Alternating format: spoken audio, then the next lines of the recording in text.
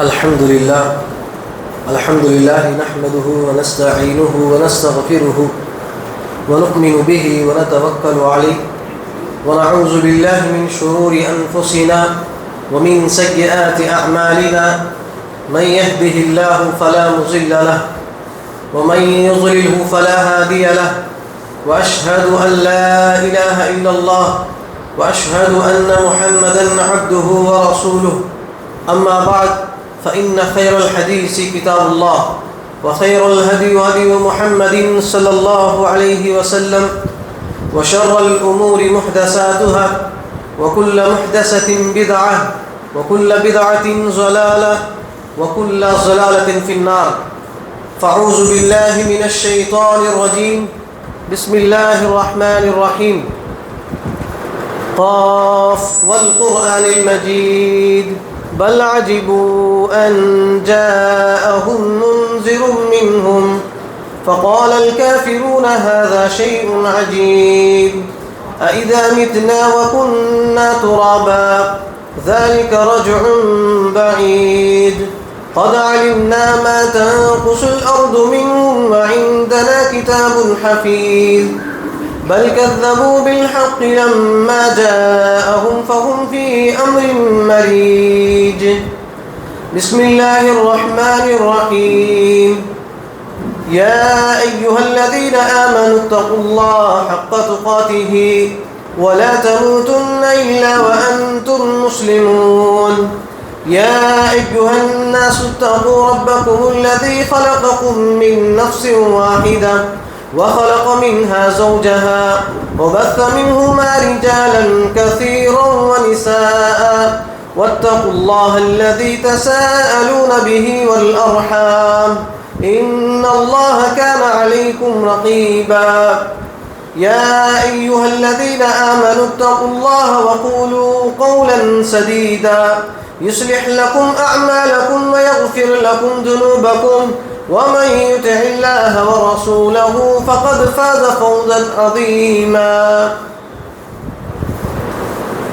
وقال الله تبارك وتعالى في القرآن المجيد قال رب اشرح لي صدري ويسر لي أمري واحلل عقدة من لساني يفقهوا قولي رب زدني علما رب زدني علما رب زدنی علما. محترم میرے دینی بھائیوں، بزرگوں اور میرے عزیز ساتھیوں، سب سے پہلے تمام قسم کی تعریف و توصیف، کبریائی و بڑائی، ہر قسم کی حمد و ثنا، سب کچھ اس اللہ رب العالمین کے لیے سزاوار ہے جس نے آج ہم سب کو یہاں پر کچھ دین کی باتیں سننے، سنانے اور ان باتوں پر عمل کرنے اور ان باتوں کو دوسروں تک پہنچانے کا ایک بہترین سے بہترین موقع عنایت فرمایا ہے. اللہ رب العالمین کا بے انتہا شکر احسان یہ ہے کہ ہمیں اس نے اس دنیا کی سب سے بڑی دولت اسلام، دین اسلام سے ہمیں سرفراز فرمایا. اس مختصر حمد و ثنا کے بعد درود و کرد و سلام ہو تمام انبیاء علیہم الصلاۃ والسلام پر، خصوصاً میرے اور آپ کے آخری جناب محمد عربی صلی اللہ علیہ وسلم پر، جن کو اللہ رب العالمین نے اس دنیا کے اندر رحمت للعالمین بنا کر مبعوث فرمایا، بشیر و نذیر بنا کر مبعوث فرمایا، اور قیامت تک جتنے بھی لوگ آئیں گے تمام لوگوں پر فرض کر دیا گیا کہ وہ لوگ اللہ کے نبی صلی اللہ علیہ وسلم کی اتباع کریں، وہ لوگ نبی صلی اللہ علیہ وسلم کو اپنا آئیڈیل اور نمونہ بنائیں. اور اس بات کا بھی اللہ رب العالمین نے فیصلہ کر دیا ہے کہ جو لوگ اللہ کے نبی صلی اللہ علیہ وسلم کی اتباع نہیں کرتے، اپنی زندگی میں نبی صلی اللہ علیہ وسلم کو اپنا آئیڈیل اور نمونہ نہیں بناتے، ان لوگوں کے اوپر اللہ رب العالمین نے جنت کو حرام قرار دیا ہے. تو میرے محترم بھائیوں، آج میں آپ لوگوں کے سامنے، جیسا کہ ہم سب جانتے ہیں آج 15 اگست ہے، تو اس کی مناسبت سے ہندوستان کی آزادی میں مسلمانوں کی جو قربانیاں تھی ہیں، مسلمانوں کی جو قربانیاں ہیں، اس چیز کے بارے میں، اور اللہ کے نبی صلی اللہ علیہ وسلم نے فرمایا، صحیح مسلم کی روایت ہے، ان اللہ یرفع بهذا الكتاب اقواما ویضع به آخرین. اور اس آیت کے تعلق سے، ان دونوں چیزوں کے تعلق سے آج میں آپ لوگوں کے سامنے قرآن اور حدیث کی روشنی میں چند باتیں رکھنے کی میں کوشش کروں گا. ہم سب جانتے ہیں کہ ہندوستان کی جو آزادی ہے وہ 15 اگست 1947 میں ہمیں آزادی ملی ہوئی، اور اسی طرح 1950 26 جنوری کو جمہوری ملک بنایا گیا، اور اسی دن اس ہندوستان کے قوانین بنائے گئے. یہ ہم سب جانتے ہیں. لیکن میرے محترم بھائیوں، اس ہندوستان کو انگریزوں کے ہاتھوں سے آزاد کرانے کے لیے، انگریزوں کے ہاتھوں سے چھٹکارا حاصل کرنے کے لیے ہمارے مسلمان جو بھائی ہیں انہوں نے کتنی قربانیاں دی ہیں، انہوں نے کتنی جدوجہد کی ہے اس ہندوستان کو آزاد کرانے کے لیے، وہ ہم میں سے بہت کم لوگ جانتے ہیں. تو اسی چیز کو میں آپ لوگوں کے سامنے کیا ہے میرے بھائیوں، چند باتیں میں رکھنے کی کوشش کروں گا. سب سے پہلی بات یہ ہے کہ یہ عنوان، یہ موضوع آپ لوگوں کے سامنے بیان کرنا، اس بات کو رکھنا اس لیے ضروری ہے کہ آج مسلمانوں کو یہ دھبا لگایا جا رہا ہے. وہ کیا ہے کہ مسلمان ٹیررسٹ ہے، مسلمان غدار ہے، مسلمانوں سے باقاعدہ ہندوستان سے محبت کا ثبوت مانگتے ہیں. اس طرح کی بے شمار چیزیں ہیں جو ہمیں مسلمانوں کو تکلیف پریشان کر رہی ہے. تو اسی لیے آپ کے سامنے اس بات کو میں رکھنے کی کوشش کروں گا کہ بہت سارے لوگ کیا ہیں جو غیر مسلم ہیں، جو فرقہ پرست ہیں، جو فتنہ پسند ہیں، دشمنی پسند ہیں، ایسے لوگ کیا ہیں مسلمانوں سے فتنے کی باتیں کرتے ہیں. وہ ہندوستان سے محبت کا ثبوت مانگتے ہیں. دیکھیے، ہر کسی کو ایک فطری چیز اپنے اندر ہوتی ہے، یعنی وہ جہاں پر بھی رہتا ہے، جس شہر میں بھی، جس گاؤں میں وہ رہتا ہے، اپنے لوگوں سے، اپنے شہر کے گلیوں سے، اپنے شہر کے جتنی بھی چیزیں اپنے شہر کے اندر، تمام چیزوں سے اس سے لگاؤ ہو جاتا ہے، اس سے محبت ہو جاتی ہے. ایک فطری چیز ہے جو ہر کسی کو اس کے شہر سے محبت اس کے دل کے اندر پیدا ہو جاتی ہے. تو اسی لیے اللہ رب العالمین نے قرآن مجید کے اندر فرماتے ہیں، سورہ مائدہ آیت نمبر 21، اس آیت کے اندر اللہ رب العالمین فرماتے ہیں، یا قوم ادخلوا الارض المقدسة التي كتب الله لكم ولا ترتدوا على ادباركم فتنقلبوا خاسرین. اس آیت کے اندر اللہ رب العالمین فرماتے ہیں، حضرت موسیٰ علیہ السلام نے اپنے قوم کے لوگوں سے کہا، اپنے قوم کے لوگوں سے، اپنی جماعت کے لوگوں سے کہا، اے میری قوم کے لوگوں، تم شہر فلسطین یا شام میں تم داخل ہو جاؤ. کتب اللہ لکم، جس زمین کے لیے اللہ رب العالمین نے تمہارا نام لکھ دیا ہے. وَلَا تَرْتَدُّوا عَلَىٰ أَدْبَارِكُمْ، اور تم اپنے پیٹھ کے بل تم روگردانی نہیں کرنا، اپنی وطن سے، اپنے شہر سے بے وفائی نہیں کرنا، اپنے وطن کے لیے روگردانی کر کے پیٹھ پھیر کر نہیں بھاگنا. اگر تم ایسا کرو گے فتنقلبوا خاسرین، تم زیادہ زیادہ کیا ہے نقصان اٹھانے والوں میں سے ہو جاؤ گے۔ تو اس آیت کے ذریعے سے بھی ایک بات ہمیں معلوم ہوتی ہے کہ وطن سے جو محبت ہے، وطن سے وفاداری ہے، اس آیت کے ذریعے سے اللہ رب العالمین یہ بتانا چاہتے ہیں کہ حضرت موسیٰ علیہ السلام نے اپنے قوم کے لوگوں سے کہا، اے میری قوم کے لوگوں، تم اس شہر کے اندر داخل ہو جاؤ، یہ شہر اللہ رب العالمین نے تمہارے نام لکھ دیا ہے۔ وہ کون سا شہر ہے؟ فلسطین کا شہر ہے۔ تو اللہ رب العالمین نے یہ بھی کہا کہ تم اپنے شہر کے لیے کیا کرو؟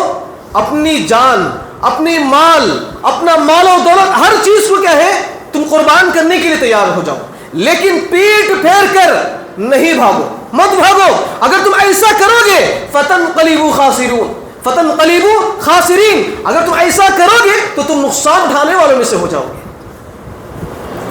تو یہ آیت بھی ہمیں یہ سکھاتی ہے کہ وطن سے محبت کہ ہمیں کیسی کرنی چاہیے۔ اور اسی طرح حضرت ابراہیم علیہ السلام نے بھی اپنے شہر کے لیے اللہ رب العالمین سے دعا کرتے ہیں۔ اللہ رب العالمین سے کیا کرتے ہیں؟ بولے میرے بھائی، کیا کرتے ہیں؟ دعا کرتے ہیں۔ کیا دعا کرتے ہیں؟ سورہ بقرہ کے اندر اللہ رب العالمین سورہ ابراہیم آیت نمبر 30-5، اس آیت کے اندر اللہ رب العالمین فرماتے ہیں وَإِذْ قَالَ إِبْرَاهِيمُ رَبِّ اجْعَلْ هَذَا بَلَدَ آمِنًا۔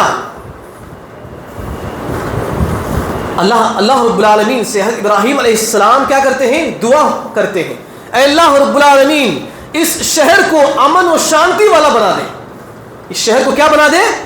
امن و شانتی والا بنا دے۔ وَجْنُبْنِي وَبَنِيَّ أَن نَعْبُدَ الْأَصْنَامَ، اور مجھے اور میرے ذریت کو، مجھے اور میری اولاد کو بتوں کی پوجا سے، بتوں کی عبادت سے تو میری حفاظت کر۔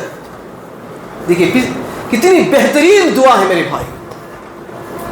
حضرت ابراہیم علیہ السلام اپنے شہر کے لیے، اپنے گاؤں کے لوگوں کے لیے اور اپنے لیے، اپنے بال بچوں کے لیے اللہ رب العالمین سے دعا کرتے ہیں۔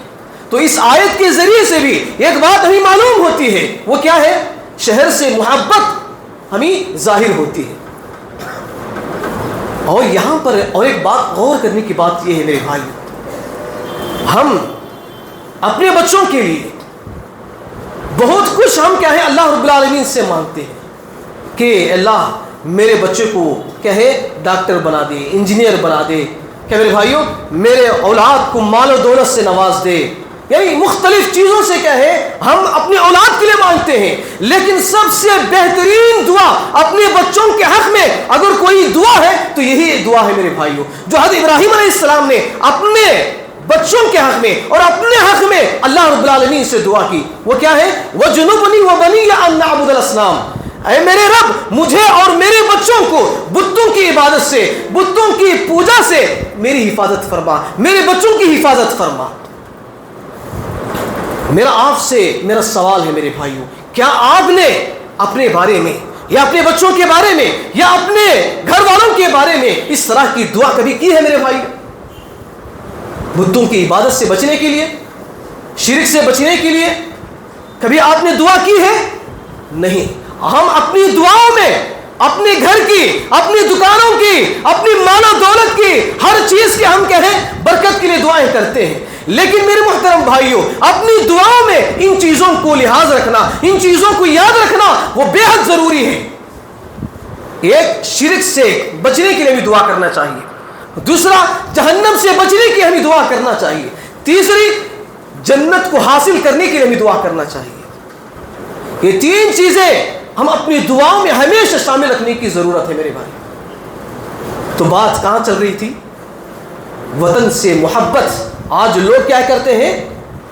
غیر لوگ مسلمانوں سے ہندوستان کی محبت کا ثبوت مانگتے ہیں، جبکہ اللہ رب العالمین نے قرآن مجید کے اندر مختلف مقامات پر، احادیث کے اندر بھی مختلف مقامات پر کہے شہر سے محبت کا ثبوت ہمیں کہے دلائل کے ساتھ ہمارے درمیان موجود ہے۔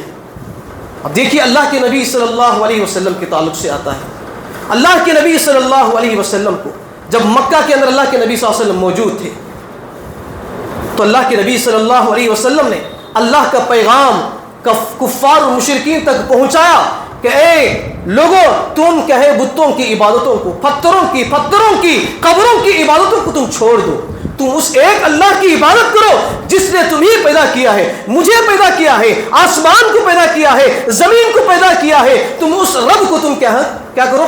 عبادت کرو۔ تو وہ تمام کے کفار و مشرکین کیا کریں؟ اللہ کے نبی صلی اللہ علیہ وسلم کو ستانے لگے، ظلم و ستم ڈھانے لگے۔ اللہ کے نبی صلی اللہ علیہ وسلم کے سر پر کچرا پھینکا جاتا تھا۔ اللہ کے نبی صلی اللہ علیہ وسلم جس راستے سے چلتے تھے اس راستے میں کانٹیاں بچھایا کرتے تھے، یہاں تک کہ نعوذ باللہ اللہ کے نبی صلی اللہ علیہ وسلم کو قتل کرنے کی سازش بھی کی گئی تھی۔ اور اللہ کے نبی صلی اللہ علیہ وسلم کے ماننے والے جو تھے صحابہ اکرام، ان کو بھی مختلف انداز میں ان کو بھی ستایا گیا، ان کے ساتھ بھی ظلم و ستم ڈھایا گیا۔ جب اللہ رب العالمین کا یہ حکم آیا کہ تم مکہ سے ہجرت کر کے مدینہ کو چلو، تو سب سے پہلے صحابہ اکرام ایک جن کے اوپر ظلم و ستم بہت زیادہ ڈھایا جا رہا تھا، ان تمام لوگوں کو اللہ کے نبی صلی اللہ علیہ وسلم نے اللہ رب العالمین کی حکم سے مکہ سے ہجرت کرنے کا حکم دیا۔ جب آخری باری جب اللہ کے نبی صلی اللہ علیہ وسلم کی آتی ہے ہجرت کرنے کی، تو اللہ کے نبی صلی اللہ علیہ وسلم مکہ سے ہجرت کرتے ہیں۔ ہجرت کرتے کرتے جب مکہ کے شہر جب ختم ہو جاتا ہے تو اس مکہ کے شہر کو دیکھ کر اللہ کے نبی صلی اللہ علیہ وسلم اس اپنے وطن سے اپنی شہر کا محبت ظاہر کرتے ہیں۔ اے کعبہ، اے مکہ شہر، تو کتنا ہی پاکیزہ شہر ہے، تو کتنا ہی بہترین شہر ہے۔ اگر یہ لوگ یہ کفار مشرکین اگر مجھے یہاں سے نہ نکالتے تو میں کبھی بھی تجھے چھوڑ کر نہیں جاتا۔ تو اتنی محبت کیا ہے اللہ کے نبی صلی اللہ علیہ وسلم کو اپنے شہر سے تھا، اپنے وطن سے محبت تھا۔ تو اسی لیے میرے محترم بھائی، جو 15 اگست جو آزادی کا دن منایا جاتا ہے، اسکولوں کے اندر، کالجوں کے اندر، بڑے بڑے یونیورسٹیوں کے اندر، آپ کو معلوم ہوگا اگر آپ پڑھے ہوں گے تو وہاں پر جو بھی رسم و رواج وہاں پر کیا جاتا ہے، جو بھی وہاں پر اسپیچز ہوتی ہیں، اس کے اندر ہندوستان کی آزادی میں جن مسلمانوں نے اپنے جان کو، اپنے مال و دولت کو اور اپنے بیوی بچوں کو قربان کر دیا، مسلمانوں کا ایک نام بھی وہاں پر بیان نہیں کیا جاتا۔ یہ سب سے بڑی ذلت کی بات ہے میرے بھائی، بہت رسوائی کی بات ہے۔ ہم مسلمان ہیں تو یہ ہندوستان جن مسلمانوں کے ذریعے سے ہمیں آزادی ملی ہے، ان مسلمانوں کے بارے میں ہمیں کچھ پتہ نہیں ہے۔ صرف مسلمان ہی لوگوں کو نہیں، غیروں کو اگر آپ پوچھیں گے ان کو بھی معلوم نہیں ہے کہ اس ہندوستان کی آزادی کے لیے ان کے باپ داداؤں نے، ہمارے مسلمانوں نے کیا کچھ قربانیاں دی ہیں۔ اگر ان سے کچھ پوچھ لیا جائے تو نہیں بول سکیں گے۔ تو یہ آج ہماری ذہن ہے، یہ آج ہماری سوچ ہے۔ تو اسی لیے میرے محترم بھائی، دیکھیے وطن سے محبت، ان تمام آیات احادیث کے ذریعے سے ایک بات ہمیں معلوم ہوتی ہے، ہر کسی کو اپنی وطن سے، اپنے گھر سے، اپنے شہر سے محبت ضرور ہوتی ہے۔ تو یہ اس ہندوستان سے بھی ہماری محبت ایسے ہی ہے۔ انشاءاللہ عمل کریں گے میرے بھائی، انشاءاللہ۔ اور اسی طرح میرے محترم بھائیوں، جیسا کہ میں نے خطبہ مسنونہ کے بعد ایک حدیث، مسلم شریف کی ایک حدیث میں نے آپ لوگوں کے سامنے بیان کی۔ اس حدیث کے اندر اللہ کے نبی صلی اللہ علیہ وسلم فرماتے ہیں، ان اللہ یرفع بهذا الكتاب اقواما ويضع به آخرین۔ بے شک اللہ رب العالمین قرآن مجید کے ذریعے سے بہت سارے لوگوں کو، بہت سارے قوموں کو، بہت ساری جماعتوں کو عزت عطا کرتا ہے، بلندی عطا کرتا ہے، اور اسی قرآن مجید کے ذریعے سے بہت سارے بڑے بڑے لوگوں کو ذلت رسوائی عطا کرتا ہے، پستی ناقدری عطا کرتا ہے۔ یہ حدیث کا ترجمہ ہے، یہ حدیث کا ترجمہ ہے. تو آپ لوگوں کو ایک بات کہے معلوم ہونا چاہیے کہ یہ ہندوستان کو جو آزادی ملی ہے وہ کس کے ذریعے سے ملی ہے. اس سے پہلے بھی میں نے کہے اس بات کو آپ لوگوں کے سامنے میں نے بیان کیا تھا.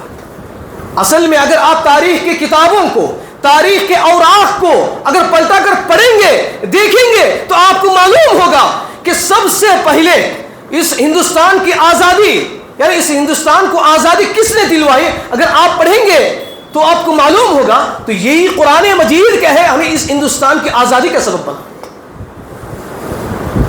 یہی قرآن مجید کیا ہے اس ہندوستان کو ہمیں آزادی دلوائی ہے. لیکن تاریخ کی کتابوں میں ان تمام باتوں کو چھپایا گیا، ان تمام چیزوں کو سامنے آنے نہیں دیا گیا. دیکھیے سب سے پہلے کیا ہے اللہ رب العالمین قرآن مجید کے اندر سورہ آل عمران آیت نمبر 20/6 اس آیت کے اندر اللہ رب العالمین فرماتے ہیں قل اللہم مالک الملک تؤتی الملک من تشاء وتنزع الملک ممن تشاء وتعز من تشاء وتذل من تشاء بیدک الخیر انک علی کل شیء قدیر. اس آیت کے اندر اللہ رب العالمین فرماتے ہیں اے نبی آپ کہہ دیجئے، اے نبی آپ ان لوگوں سے کہہ دیجئے اے میرے پروردگار تو تمام جہانوں کا مالک ہے، تو تل ملک من تشاء، اور یہ بادشاہت، یہ حکومت تو جسے چاہے عطا کرتا ہے، وتنزع الملک ممن تشاء، اور جسے چاہے تو اس بادشاہت کو، اس حکومت کو، اس سلطنت کو تو چھین لیتا ہے، وتعز من تشاء، اور تو جسے چاہتا ہے عزت عطا کرتا ہے، وتذل من تشاء، اور تو جسے چاہتا ہے ذلیل و رسوائی کرتا ہے. بیدک الخیر، یہ تمام چیزیں تیرے ہاتھ میں ہیں. انک علی کل شیء قدیر، بے شک اللہ رب العالمین ہر چیز پر قادر ہے. ہر چیز پر کیا ہے؟ قادر ہے.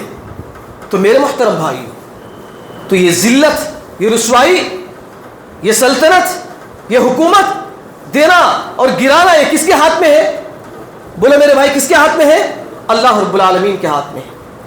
اب تمام لوگوں کو معلوم ہی ہوگا کہ اس ہندوستان کو، اس ہندوستان میں سب سے زیادہ جن لوگوں نے حکومت کی ہے کون ہے؟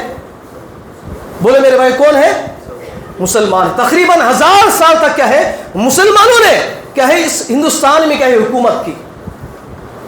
اب جب 1000 سال کیا ہے مسلمانوں نے حکومت کی ہے تو یہ حکومت کتنی مضبوط ہونی چاہیے، کتنا کٹھن ہونا چاہیے، کتنا طاقتور ہونا چاہیے. لیکن ایسا ہوا کیا؟ بولے میرے بھائی ایسا ہوا کیا؟ نہیں ہوا. 1000 سال حکومت کرنے کے باوجود بھی کیا کر دیے؟ اس حکومت کو کیا ہے انگریزوں کے ہاتھ میں دے دیے. اس کا سب سے بڑا سبب یہی ہے کہ مسلمانوں نے کیا ہے آزادی سے پہلے کیا ہے انگریز، برٹش کے لوگ جو مسلمانوں پر، ہندوستان پر قبضہ کرنے کا سب سے بڑا سبب یہی ہے کہ اس وقت مسلمان کیا ہے قرآن سے دور ہو چکے تھے. کس سے دور ہو چکے تھے؟ قرآن سے دور ہو چکے تھے. نماز نہیں، روزہ نہیں، زکوٰۃ نہیں، حج نہیں، کچھ بھی نہیں. اس وقت کیا ہے بادشاہوں کی حکومت چل رہی تھی. وہ بادشاہ کیا ہے وہ اسلامی حکومت نہیں چلاتے تھے، وہ تو عیش و آرام، مزے کیا ہے اڑاتے تھے. تو اللہ رب العالمین نے وہ لوگ قرآن مجید کی قدر انہوں نے نہیں کی، قرآن مجید کی انہوں نے عزت نہیں کی، انہوں نے قرآن مجید کے مطابق اپنی زندگی نہیں گزارا. تو اسی لیے اللہ رب العالمین نے جو 1000 سال کی جو حکومت تھی مسلمانوں کی، اس حکومت کو لے کر، اس سلطنت کو، اس عہدے کو اللہ رب العالمین نے کس کو دے دیا؟ جو انگریز ہیں، جو کھڑ کر کیا ہے وہ پیشاب کرتے ہیں، ایسے لوگوں کے ہاتھ میں کیا ہے، ان لوگوں کے ہاتھ میں اللہ رب العالمین نے اس ہندوستان کی حکومت کو دے دیا. کس وجہ سے؟ قرآن مجید کو چھوڑنے کی وجہ سے، قرآن مجید کو کہے عزت نہیں دینے کی وجہ سے، اس کے مطابق عمل نہیں کرنے کی وجہ سے.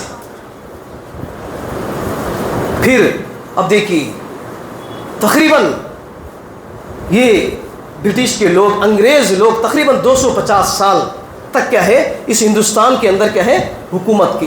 حکومت نہیں بلکہ ہندوستان کے لوگوں پر ظلم و زیادتی کی، ظلم و زیادتی کی. تو دیکھیے سب سے پہلے کیا ہے 1740 میں کیا ہے 1740 سے سب سے پہلے انگریز کیا ہے اس ہندوستان میں داخل ہو کر ہندوستان کے لوگوں پر ظلم و زیادتی کرنا شروع کی ہے. تو اس وقت کیا ہے سب سے پہلے انگریزوں کے خلاف اپنی زبان کو اٹھانے والے اگر کوئی شخص تھے وہ کون تھے؟ کسی کو معلوم ہے میرے بھائی؟ کسی کو معلوم ہے؟ معلوم نہیں. شاہ ولی اللہ محدث دہلوی رحمۃ اللہ علیہ ایک بہت بڑے عالم تھے. جب انہوں نے اپنا تعلیم حاصل کرنے کے لیے مکہ شہر کی طرف روانہ کیا اور مکہ میں جا کر وہاں پر تعلیم حاصل کر کے جب انہوں نے کہے 1740 میں جب ہندوستان میں داخل ہوئے تو ہندوستان کے اندر وہ دیکھتے ہیں کہ ہندوستان کیا ہے انگریزوں کے ہاتھ میں آ چکا ہے. انگریز کیا ہے لوگوں پر ظلم و زیادتی کرنا شروع کر دیے ہیں. تو شاہ ولی اللہ محدث دہلوی رحمۃ اللہ علیہ نے اس قرآن کے ذریعے سے اس وقت کیا ہے اس ہندوستان کی جو نیشنل لینگویج تھی ہندی نہیں تھی، انگلش نہیں تھا، بلکہ فارسی زبان تھا. کون سی زبان تھا؟ فارسی زبان تھا. تو فارسی زبان میں قرآن مجید کو ترجمہ کیا اور اس ترجمے کو لوگوں کے اندر عام کیا اور لوگوں کے درمیان کیا ہے غلامی سے انگریزوں کی غلامی سے آزاد کروانے کے لیے قرآن مجید کی آیتوں کو پڑھ پڑھ کر کیا ہے لوگوں کے سامنے بیان کرتے تھے. جب لوگوں کے دلوں کے اندر بھی یہ خوف یہ غلامی سے آزادی کا ایک شوق جب پیدا ہوا تو تمام کے تمام لوگ مسلمان اکٹھا ہو گئے. اس وقت بھی کیا ہے مسلمان فرقہ پرستی میں موجود تھے، مختلف بدعات میں مختلف رسم و رواج میں کیا ہے مسلمان کیا ہے پڑے ہوئے تھے. تو شاہ ولی اللہ محدث دہلوی رحمۃ اللہ علیہ نے جب قرآن مجید کو ترجمہ کر کے لوگوں کے سامنے بیان کیا تو تمام مسلمان آپس میں اکٹھا ہو گئے. تمام آپس میں مسلمان اکٹھا ہو کر اس وقت کیا ہے انگریزوں کے خلاف تقریباً 117 سال تک 117 سال تک صرف مسلمان ہی کیا ہے انگریزوں کے خلاف کیا ہے لڑتے رہے. اس میں کوئی ہندو نہیں تھا، اس میں کوئی سکھ نہیں تھا، اس میں کوئی عیسائی نہیں تھا، بلکہ صرف اور صرف مسلمان تھے. اور مسلمانوں میں سب سے زیادہ انگریزوں کے خلاف اگر کوئی لڑنا شروع کیے ہیں تو وہ علماء ہیں جو قرآن اور حدیث کے مطابق عمل کرتے تھے. یہی لوگ بنا ڈر کے ان لوگوں کے سامنے اپنی زبان کو کھول کر کیا ہے ان کے سامنے اپنی زبان کو بیان کرتے تھے، اپنی بات کو رکھا کرتے تھے. جو بھی لوگ ان کے سامنے اپنی زبان کو کھولتا تھا تو زندہ اس شخص کو پھانسی دیا جاتا تھا اور زندہ اس شخص کو جلا دیا جاتا تھا. یہ ہندوستان کی تاریخ ہے میرے بھائیو آزادی سے پہلے کی. لیکن آج ہمارے مسلمانوں کو ان کی جو قربانیاں ہیں ہمیں یاد نہیں، ہمیں معلوم نہیں ہے. لیکن اسکول میں کالجز میں 15 اگست کے دن یا 26 جنوری کے دن پروگرام کیے جاتے ہیں تو وہاں پر نہ مسلمانوں کی قربانیاں بیان کی جاتی ہیں، نہ وہاں پر کیا ہے مسلمانوں کی یعنی ہندوستان کی آزادی میں مسلمانوں نے جو جد و جہد کی ہے قربانیاں دی ہے اس کو بیان نہیں کیا جاتا بلکہ اس کو چھپا دیا جاتا ہے. تو تقریباً کتنے سال میرے بھائیو بولو 117 سال صرف مسلمان کیا ہے انگریزوں کے خلاف لڑتے رہے. پھر اس کے بعد 1850 پر 1857 سے 1947 یعنی آزادی تک تمام مسلمان ہندو سکھ عیسائی تمام لوگ مل کر کیا ہے اس ہندوستان کی آزادی کے لیے لڑتے رہے. یہ کیا ہے تاریخ ہے میرے بھائی، یہ تاریخ ہمیں معلوم ہونی چاہیے. آج ہمارے مسلمان کیا ہے دوسری چیزوں کے بارے میں بہت کچھ جانتے ہیں لیکن ہندوستان جس چیز کے ذریعے سے ہمیں آزادی ملی ہے اس چیز کو ہم بھول جاتے ہیں، اس چیز کو ہم بھول گئے ہیں. تو یہ آزادی کس لیے ملی میرے بھائی بولو؟ ان تمام باتوں کے ذریعے سے ایک ہی بات ہمیں معلوم ہوتی ہے، وہ کیا ہے؟ قرآن مجید ہے. کیا ہے میرے بھائیوں؟ قرآن مجید ہے. اگر شاہ ولی اللہ محدث دہلوی رحمۃ اللہ علیہ اس قرآن مجید کو ترجمہ کر کے لوگوں کے سامنے اگر بیان نہ کرتے تو آج بھی ہم انگریزوں کے پیر کہہ چومتے رہتے، آج بھی ہم انگریزوں کے غلام بن کر بیٹھے رہتے. تو یہ جو ہندوستان کی جو آزادی ملی ہے وہ اسی قرآن مجید کے ذریعے سے ہمیں ملی ہے. اسی لیے اللہ کے نبی صلی اللہ علیہ وسلم نے فرمایا ان اللہ یرفع بهذا الكتاب اقواما ويضع به آخرین. بے شک اللہ رب العالمین اسی قرآن مجید کے ذریعے سے بہت ساری قوموں کو، بہت ساری سلطنتوں کو، بہت سارے لوگوں کو عزت عطا کرتا ہے، اور اسی قرآن مجید کے ذریعے سے بہت سارے لوگوں کو ذلیل و رسوا کرتا ہے. تو ظاہر سی بات ہے جو 1000 سال سے جو مسلمان اس ہندوستان میں حکومت کرتے ہوئے آ رہے تھے، انہوں نے قرآن مجید کو چھوڑ دیا، قرآن مجید کی عزت نہیں کی، قرآن مجید کے مطابق اپنی زندگی نہیں گزاری، تو اللہ رب العالمین نے کیا کر دیا؟ کیا کر دیا میرے بھائیو؟ ذلیل و رسوا کر دیا، انگریزوں کے ہاتھ میں دے دیا، اور تمام مسلمان انگریزوں کے غلام بن کر کیا ہے زندگی گزار رہے تھے. ایسے حالات میں پھر جب شاہ ولی اللہ محدث دہلوی رحمۃ اللہ علیہ نے اسی قرآن مجید کو پھر لوگوں کے اندر عام کیا، تو اللہ رب العالمین نے وہ عہدہ، وہ سلطنت، وہ حکومت پھر اللہ رب العالمین نے مسلمانوں کو دے دیا. تو یہ قرآن مجید کو آپ کیا ہے معمولی سمجھتے ہیں میرے بھائیوں. صرف قرآن مجید کو گھروں کے اندر، محرابوں کے اندر صرف سجا کے اس کو کیا ہے لحاف میں لپٹ کے رکھ کر کیا ہے اس کو ہر دن کیا ہے اس کے اوپر دھول پوچھتے رہتے ہیں، لیکن کبھی آپ نے اس قرآن مجید کو محراب سے نکال کر اپنے ہاتھوں میں لے کر پڑھنے کی کوشش کی ہے؟ نہیں. گھر میں قرآن ہے تو کیوں ہے بھائی؟ نہیں بھائی، گھر میں قرآن رکھے تو گھر میں برکت آتی، دکان میں برکت آتی. رکھنے سے کچھ بھی حاصل نہیں ہوگا میرے بھائی. قرآن مجید کو لحاف میں، آپ سونے کے لحاف میں، سونے کے کپڑے کے اندر بھی اگر لپٹ کر محراب میں اگر رکھ لے تو آپ کو کچھ حاصل ہونے والا نہیں ہے، بلکہ آپ اس قرآن مجید کو لے کر اس کے اندر کی جو آیتیں ہیں، جو صورتیں ہیں، اس کے اندر جو احکام ہیں، وہ مسائل ہیں، وہ فائدے ہیں، ان تمام چیزوں کو آپ پڑھ کر کہے ان چیزوں کو حاصل کرنے کی کوشش کرنا چاہیے. تب جا کر کہے وہ تمام چیزیں آپ کو حاصل ہوں گی میرے بھائی. تو اسی لیے میرے محترم بھائیوں، تو یہ چند باتیں تھیں میرے بھائی جو میں نے کہا آپ کے سامنے کہہ رکھنے کی کوشش کی ہے. ضرورت اس بات کی ہے میرے بھائیوں کہ آج ہم میں سے ہم بھی اور ہماری نسل جو آنے والی ہے، ہمارے بچے جو آنے والے ہیں، ہمارے گھر کے اندر جو لوگ ہیں، ہم تمام لوگوں کو اس قرآن مجید کے بارے میں جاننے کے لیے جاننا بے حد ضروری ہے میرے بھائی. اور اسی طرح آج ہندوستان کی جو آزادی کے سلسلے میں ہمارے مسلمان جو باپ دادا گزرے ہوئے ہیں، ان کی جو ہسٹری ہے، ان کی جو کئی تاریخ ہے، ہم میں سے ہر مسلمان کو جاننا بے حد ضروری ہے میرے بھائی. انشاءاللہ عمل کریں گے میرے بھائی انشاءاللہ. تو یہ چند باتیں تھیں میرے بھائیوں جو میں نے کہا آپ کے سامنے میں نے رکھنے کی کوشش کی ہے میرے بھائی، کہ آخر ایک آیت کا ترجمہ کہہ کر اپنی بات کو میں ختم کرنے کی کوشش کروں گا. وہ یہ ہے کہ میرے بھائیوں، جیسا کہ میں نے ابھی آپ کے سامنے بیان کیا، سورہ آل عمران آیت نمبر 20/6، قل اللہم مالک الملک تؤتی الملک من تشاء وتنزع الملک ممن تشاء وتعز من تشاء وتذل من تشاء بیدک الخیر انک علی کل شیء قدیر. اللہ رب العالمین یہ دونوں جہانوں کا مالک ہے، بادشاہ ہے. حکومت چلانے والا کون ہے؟ اللہ رب العالمین ہے. اور دنیا کے اندر جو حکومت ہے، وہ حکومت کو عطا کرنے والا کون ہے؟ اللہ رب العالمین. اسی حکومت کو چھیننے والا کون ہے؟ اللہ رب العالمین ہے. لوگوں کو جو عزت اللہ رب العالمین عطا کرتا ہے، اور اسی عزت کو ذلت رسوائی میں بدلنے والا کون ہے؟ اللہ رب العالمین ہے. اللہ رب العالمین ہے. دیکھیے جیسا کہ اس ہندوستان کا جو تاج محل ہے، کس نے بنایا میرے بھائی؟ بولو کس نے بنایا؟ شاہ جہاں نے. آپ کو معلوم ہونا چاہیے اس کے جو خاندان کے لوگ ہیں، معلوم ہوتا ہے کتابوں کے ذریعے سے کہ ان کے جو خاندان کے لوگ ہیں وہ شہر کولکتہ میں بھیک مانگ رہے ہیں، بازاروں میں گلیوں میں وہ کیا کر رہے ہیں؟ ان کے خاندان، ان کے نسل کے لوگ بھیک مانگ رہے ہیں. اور اسی طرح ٹیپو سلطان جو ہم سب جانتے ہیں، ٹیپو سلطان جو ہم سب جانتے ہیں، اس کے جو خاندان، اس کے جو نسب کے جو لوگ ہیں، وہ شہر بنگلور میں رکشہ چلا رہے ہیں، چائے بیچ رہے ہیں. تو یہ چیز میں آپ کو کیوں بتا رہا ہوں؟ یہ اس لیے کہ اللہ رب العالمین کہے جن لوگوں کو جو عہدہ دیتا ہے اس کو صحیح استعمال کرنا چاہیے، اس کو کیا ہے صحیح استعمال کرنا چاہیے.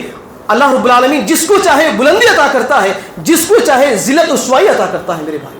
تو اسی لیے ایک واقعہ حضرت عمر بن خطاب رضی اللہ عنہ کے تعلق سے آتا ہے. سیدنا عمر بن خطاب رضی اللہ عنہ ایک مرتبہ شام کا سفر کر رہے تھے. کس کا سفر؟ شام ملک ایک گاؤں ہے, ایک شہر ہے, وہاں کا سفر کر رہے تھے. تو حضرت ابو عبیدہ بن جراح رضی اللہ عنہ جو عشر مبشرہ میں شامل ہیں, وہ حضرت عمر بن خطاب رضی اللہ عنہ کو مشورہ دیتے ہیں. کیا بول کے؟ اے عمر رضی اللہ عنہ, اگر آپ اچھے کپڑے, عمدہ لباس, بہترین لباس پہن لیتے اور بہترین سواری پر سوار ہو کر جاتے تو وہاں کے جو شام کی جو عیسائی حکومت کے لوگ ہیں وہ آپ کو دیکھ کر متاثر ہو جائیں گے. تو حضرت عمر بن خطاب رضی اللہ عنہ نے ابو عبیدہ بن جراح رضی اللہ عنہ کو جواب دیتے ہیں, اے ابو عبیدہ بن جراح, یہ وہ قومیں ہیں, ہم وہ قوم ہیں جس کو اللہ رب العالمین نے اسلام کے ذریعے سے ہمیں عزت دی. ہمیں عزت اگر تلاش کرنا ہے تو اسلام کے اندر ہمیں تلاش کرنا ہے. اگر اسلام میں چھوڑ کر, قرآن اور حدیث میں چھوڑ کر کوئی راستہ, کسی اور راستے میں ہم عزت, بلندی اگر ہم تلاش کریں گے تو کبھی بھی تلاش نہیں کر سکو گی, بلکہ الٹا آپ رسوائی, ذلت میں آپ مبتلا ہو جاؤ گے. یہ جواب حضرت عمر رضی اللہ عنہ نے کس کو دیا؟ ابو عبیدہ بن جراح رضی اللہ عنہ کو دیا. تو اسی لیے میرے محترم بھائیوں, یہ عزت اور ذلت یہ اللہ رب العالمین کے ہاتھ میں ہے.